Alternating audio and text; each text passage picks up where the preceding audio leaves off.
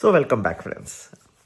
So, we have seen another round of voting, and this time you see that the voter percentage turnout is very high in the important states which have gone for voting. Tamil Nadu over 81% voter turnout. In West Bengal, you have almost 90% in many places.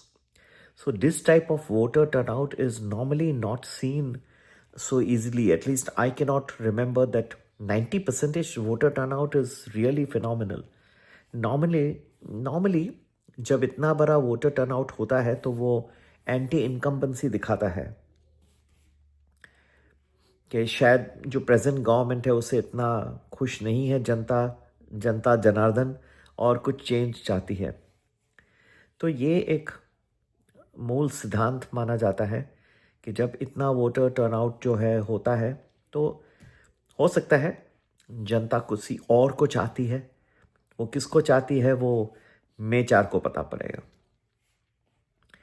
If the BJP wins even one of the states, मैं तो कहता हूँ समझिए कि waste Bengal, तो ये दिखाता है कि सेंटर को ज़्यादा पावर मिल जाएगी और वो जो स्टेट है जो जहाँ पे इतना टर्नआउट हुआ है उसको एक मौका मिलेगा कि ऊपर आने के लिए, जो इतने इन्वेस्टमेंट्स उसके नहीं हो रहे होंगे या इंफ्रास्ट्रक्चर डेवलपमेंट बढ़ने की संभावना है, तो ये एक डबल इंजन सरकार बन जाएगी।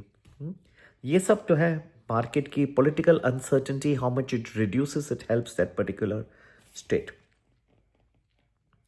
and helps the stock markets also because the political uncertainty then goes down. That means ये दिखा रहा है कि जैसे बीजेपी को कब वेस्ट बंगाल से मेजॉरिटी नहीं मिलता था, हो सकता है नेक्स्ट लोकसभा इलेक्शन में वहाँ से भी ज़्यादा सीटें मिल जाए, वो सब बेनिफिशियल हो सकता है। ठीक है, पॉलिटिकल अनसर्टेनिटी जितनी कम हो जाएगी उतना स्टॉक मार्केट खुश कि वो बोल्ड स्टेप्स वो गवर्नमेंट ले सकेगी। जितने आपके अलायंस पार्टनर्स बनते जाएंगे, बढ़ते जाएंगे, उतना आपको खुद स्टेप्स लेने में तकलीफ, डिफ़िकल्टी आएगी। तो ये सब अच्छा है, इलेक्शन फ्रंट में इम्पॉर्टेंट है। आज तक हमारा अभी बहुत ध्यान रहा है ईरान, यूएस, इजराइल, ये जो चल रही है लड़ाई, और अभी तक कोई इतनी खुश खबर नहीं आ रहा है। इनफैक्ट प्रेसिडेंट ट्रंप ने ऑर्डर किया है कि जो निर्देश दिया है कि जो शिप्स माइंस रख रहे हैं पानी के नीचे उनको उड़ा दिया जाए। और ईरान ने भी 2 शिप्स को अटैक किया है। तो ये वहाँ अभी तक स्ट्रेट ऑफ हॉर्मुज़ में बहुत स्ट्रेन है। इसकी वजह से आपने देखा होगा कि कच्चे तेल की कीमत भी अभी तक गिर नहीं रही है।